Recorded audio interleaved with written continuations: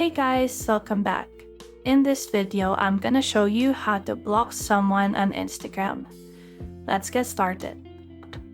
Firstly, open up your Instagram app and navigate to the profile of the user that you want to block.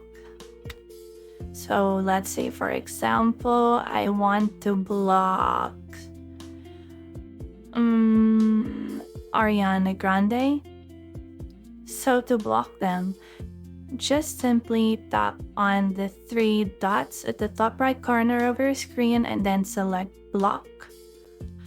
And then a prompt will appear letting you know that blocking this user will also block any other accounts that they may create in the future, that they won't be able to message you or find your profile or content on Instagram, that they won't be notified that you blocked them.